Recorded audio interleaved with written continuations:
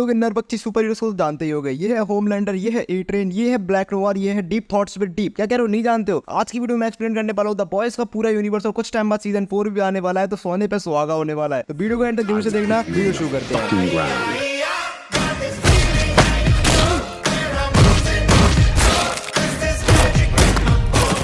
The boys एक American super hero series है जो एरिक क्रिप्ट के द्वारा बनाई गई है और Amazon प्राइम वीडियो पर स्ट्रीम होती है। ये शो गैर टेनिस और डेरिक रॉबर्टसन की कॉमिक बुक सीरीज पर बेस्ड है जिसका नाम भी द बॉयज ही है। शो की कहानी एक अल्टरनेट यूनिवर्स में सेट है जहाँ सुपर हीरोज रियल है, लेकिन वो हीरोज नहीं एंटी हीरोज है, यानी उन्हें घंटा फर्क नहीं पड़ता। हीरो की छवि बना के वो पीछे ही पीछे विलन भी है। इस दुनिया में सुपर हीरो को सूप्स कहा जाता है और ये सब बॉट इंटरनेशनल नाम की कंपनी के कंट्रोल में है। बॉट एक पावरफुल कॉर्पोरेशन है जो सुपर हीरोज को मैनेज करती है और उनकी ब्रांडिंग और मार्केटिंग करती है ताकि लोगों के सामने उनकी अच्छी छवि बनी रहे। ये दिखाते तो ये है कि ये सूप्स है, पर इनका असली चेहरा कुछ और ही है। ये करप्ट, वायलेंट और इमोरल है। अब बात करते हैं कुछ मेन कैरेक्टर्स की। पहले हम बात करेंगे द 7 के मेंबर्स की जो बॉट इंटरनेशनल के टॉप सुपर हीरोज है। सबसे पहले आते हैं होमलैंडर, बॉट का सबसे पावरफुल और डेंजरस सूप। बाहर से एक हीरो, अंदर से एक मॉन्स्टर। सीजन 1 में पता चलता है उसका ट्रू नेचर के बारे में, जब वो अपने ही एजेंडा के लिए लोगों का खून करना शुरू कर देता है। उसके बाद आती है क्वीन मेव, द 7 की एक और मेंबर। मेव बहुत स्ट्रॉन्ग और रिसेलेंट है, लेकिन अंदर से वो होमलैंडर के टेरर के नीचे दब चुकी है। सीजन 2 में उसका कैरेक्टर और अनफोल्ड होता है जब उसकी पर्सनल स्ट्रगल्स और सीक्रेट सामने आते हैं। फिर आता है ए ट्रेन, वर्ल्ड्स फास्टेस्ट मैन, लेकिन उसका ड्रग एडिक्शन और रेकलेस बिहेवियर उसको ट्रबल में डाल देता है। सीजन 1 में ही उसका कैरेक्टर ह्यूई की गर्लफ्रेंड को मारने के बाद बहुत ज्यादा कॉम्प्लिकेटेड होता जाता है। फिर उसके बाद आता है the deep, water based super hero जो अपने एंटिक्स और कंट्रोवर्शियल एक्शंस के लिए जाना जाता है। पहले ही एपिसोड के अंदर उसने स्टारलाइट के सामने क्या हाल किया था अपना।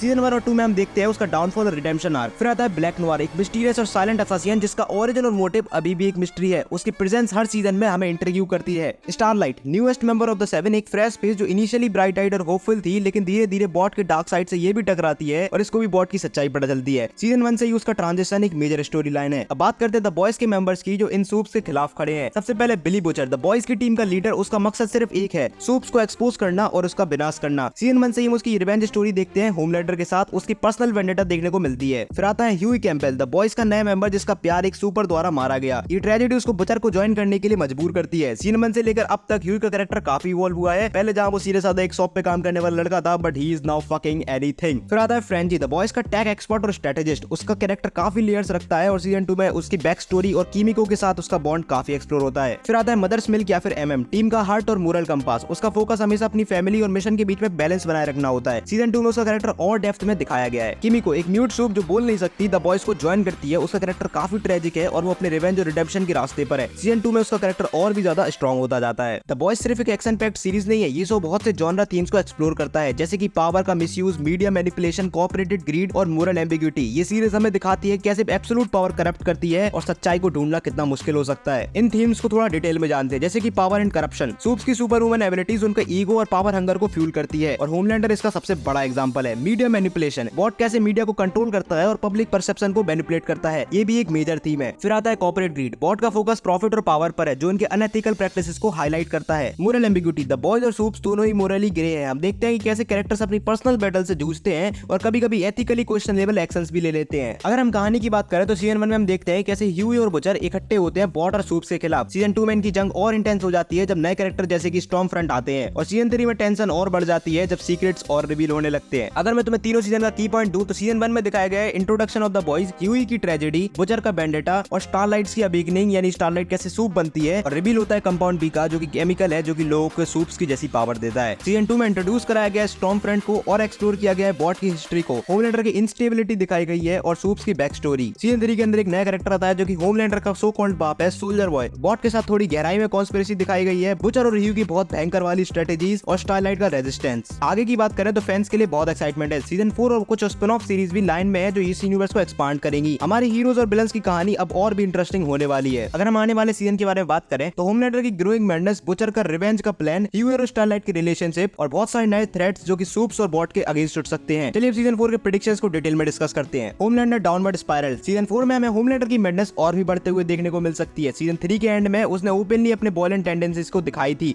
जब उसने एक पब्लिक इवेंट में एक इंसान को मार दिया। ये इंसिडेंट उसके कैरेक्टर आर्क को और भी डार्क और अनप्रेडिक्टेबल बना सकता है। उसकी बैडनेस पब्लिक और प्राइवेट दोनों स्फीयर्स में chaos क्रिएट करेगी और शायद कुछ और सूप्स और बॉट एग्जीक्यूटिव भी उसके अगेंस्ट हो जाएं। बुचर का रिवेंज आर्क, बिली बुचर का मिशन अब और भी पर्सनल हो गया है। सीजन 3 में जब उसको पता चलता है कि उसके पास जीने के लिए कम वक्त बचा है due to his exposure to compound भी, तो उसका डेस्परेशन और भी बढ़ जाता है। सीजन 4 में हम बुचर को देखेंगे और एक्सट्रीम मेजर्स के साथ। शायद वो अपने ही प्रिंसिपल्स को तोड़ दे अपने मिशन के लिए। उसका अल्टीमेट गोल है होमलैंडर और बॉट को गिराना, और वो इस मिशन में किसी भी हद तक जाने को तैयार है। फिर बात करते हैं ह्यूई और स्टारलाइट के डायनामिक्स की। ह्यूई और स्टारलाइट का रिलेशनशिप सीजन 4 में और भी टेस्ट होगा। सीजन 3 में उन्होंने एक स्ट्रॉन्ग पार्टनरशिप बनाई थी, लेकिन उनकी डिफरेंसेस और एक्सटर्नल प्रेशर उन्हें और भी चैलेंज सिचुएशन देती हैं। शायद हमें उन दोनों के बीच और कॉन्फ्लिक्ट्स और रिकंसिलिएशन देखने को मिल सकते हैं, और उनका टीम वर्क बॉट के अगेंस्ट भी क्रूशियल होगा। फिर आता है new threats and alliances. Season 4 में कुछ नए कैरेक्टर्स और थ्रेट्स इंट्रोड्यूस हो सकते हैं। सोल्जर बॉय के रिटर्न से रिलेटेड कुछ अनरिजॉल्व्ड प्लॉट लाइंस भी है, जो कि सीजन 4 एक्सप्लोर कर सकते। शायद कुछ सूप्स बॉट के अगेंस्ट जाने का डिसीजन भी ले और अपनी खुद की अलायंस बनाए। कॉमिक बुक में कुछ स्टोरी लाइन है जो शो में अभी तक एक्सप्लोर नहीं हुई है। फॉर एग्जांपल ब्लैक नोवार का सीक्रेट ओरिजिन और उसका ultimate confrontation with Homelander. Also butcher के कुछ और डार्क एक्शंस है जो कॉमिक्स में देखने को मिलते हैं, बट एक्चुअली शो में वैसा नहीं दिखाया गया है। फैंस काफी एक्साइटेड है देखने के लिए कि कैसे शो क्रिएटर्स कैसे सीजन 4 को अडेप्ट करने वाले हैं। तो दोस्तों ये था द बॉयज का डिटेल्ड ब्रेकडाउन। इस वीडियो को बनाने में मेरे छक्के छूट गए भाई, मेरा पसीना पसीना आ रहा है। अभी मैं अंधेरे में बैठ के यहाँ पे रिकॉर्ड कर रहा हूँ और पंखा भी नहीं चल रहा है। तुम जानते हो कितनी गर्मी हो रही है। तो प्लीज मेरे लिए एक लाइक करो, और हाँ अगर वीडियो पसंद आए चैनल को जरूर से कर देना। और हाँ मैं सोच रहा हूँ शायद अगली वीडियो में तुम्हें मैड मैक्स सागा एक्सप्लेन करके दूं,